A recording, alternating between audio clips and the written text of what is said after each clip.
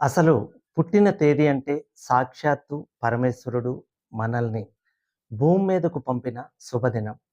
ఆ బ్రహ్మదేవుడు మన నుదుట రాసిన బ్రహ్మరాత మరెక్కడో లేదు. ఖచ్చితంగా మన పుట్టిన తేదీలోనే ఉంది.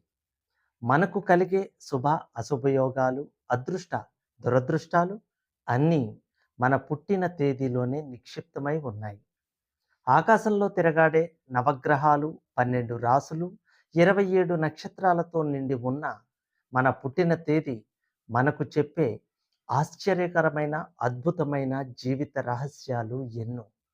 భార్యాభర్తల సంబంధంలో అపశృతులు పలుకుతున్న మేషరాశి వారు, కేవలం డబ్బు కోసం 2 పెళ్లిళ్ళు చేసుకుంటున్న వృషభ రాశి వారు, ఆకస్మికంగా చనిపోతున్న కన్యా రాశి వారు, ఆర్థికంగా కుంగిపోతున్న తులారాశి వారు, జీవిత భాగస్వామికి దూరమవుతున్న వృశ్చిక రాశి వారు, అలాగే సర్పదోషం ఉన్న ఇంట్లో అబార్షన్స్ ఎందుకు అవుతున్నాయి, సూసైడ్ ఎందుకు చేసుకుంటున్నారు, పితృశాపం ఉన్న ఇళ్లల్లో వంశాభివృద్ధి లేకపోవటం, ఆకస్మిక మరణాలు ఎందుకు జరుగుతున్నాయి, అలాగే 27 నక్షత్రాల్లో ఉన్న మర్మం ఏమిటి, ఇటువంటి మిస్టీరియస్గా ఉన్న విషయాల గురించి తెలుసుకోవాలనుకుంటే మా ఛానల్ని సబ్స్క్రైబ్ చేసి ఆల్ అనే ఆప్షన్లో సేవ్ చేయండి.